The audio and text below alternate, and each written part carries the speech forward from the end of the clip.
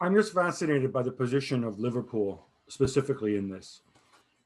We've seen with United, when the Glazers do something unpopular, they don't care. The green and gold, Beckham picks up the scarf and starts crying. Fans get angry, form FC United. Glazers really don't care at all, right? They're completely unaffected. My impression that if you're talking about John Henry and Mike Gordon and those guys in Liverpool, and also Liverpool fans, that's a bit of a different kettle of fish. We saw what they did to Hicks and Gillette when they took certain decisions that seemed to run counter to the club.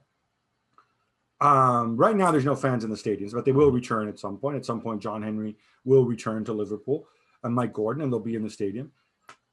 What do you think the reaction is going to be from Liverpool fans?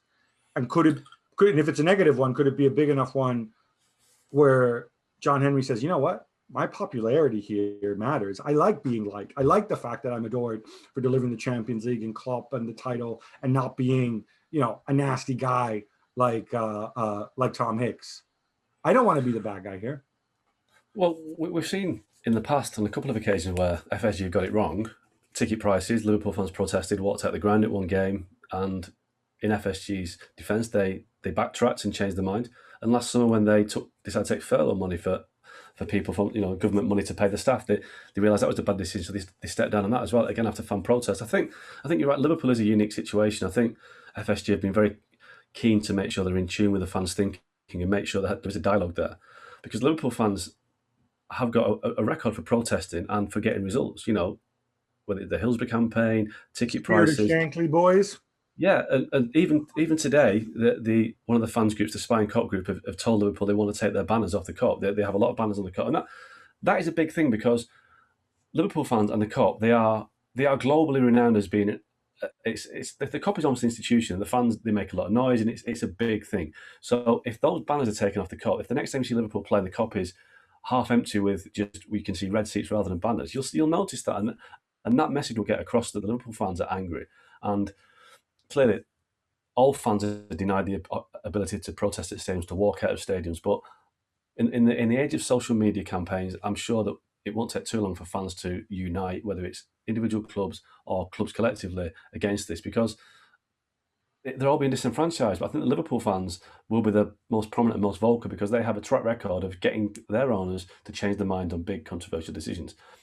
Whether this occasion, I don't know, but Liverpool fans will certainly give it the best they've got. They've already gone to Anfield today and started putting banners up about how disgusted they are. So it's already started. The ball has already started to roll, and it won't stop on Merseyside. All right. So if we kind of do the numbers game a little bit, already certainly the indications are that German clubs have called themselves out. We still don't know on Bayern Munich, but that is another gigantic situation with activist fans and the 50+1 rule, and they didn't sign it in the first place. Paris Saint-Germain, we think that they would sign it, but they haven't signed it because of Nasser Al-Khelaifi. His day job is running beIN Sports, and so there's a big issue with television rights and whatever. He's got to be more cautious, but they're obviously on the fence.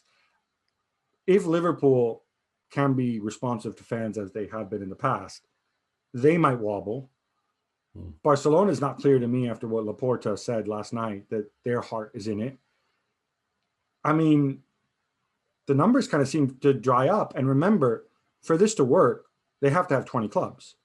Whether it's their original plan where it's the 15 founders plus 5, you can reduce the number of founders, but then you need more. Then you need other clubs qualifying on merit, working something out with the Champions League. Or rather with UEFA. I mean, it doesn't look that good for them, does it? Well, at the moment, it's a tight group of 12. I was told it would start with 15, and they did say in the statement that it start with 12, but grow to 15 sooner rather than later. So 15 big clubs, you're right. It only takes one crack in the dam for it all to blow apart, and I'm not sure Liverpool will wobble, to be honest. I think the American owners at Liverpool, I think they know what they want. I think they know where this is leading. They're very close to the Glazers and Man United. They work very closely together, which the fans won't like, but Liverpool and Man United have a great relationship off the pitch. They'll know exactly where this is going. But yeah, you're right. I think it may be the non-Premier League clubs that are the most likely to crack and bow to public opinion. So, certainly in Spain, Barca have got, fans to answer to, and they do answer to fans. There are presidential elections on a regular basis, so they've got different pressures. So we'll see how it plays out. I think in Italy as well, I think that it won't go down too well with the fans at Milan and Inter and Juve. So it could be the last six standing could be the same usual suspects in the Premier League who tried to get Project Big Picture off the ground and failed. And we all remember the 39 step, maybe 10, 12 years ago, that failed as well. So, these big Premier League clubs have got a habit of coming with big ideas and failing to get them over the line. Thanks so much for watching ESPN on YouTube. And for more sports highlights and analysis, be sure to download the ESPN app. And for premium content and live streaming, subscribe to ESPN Plus.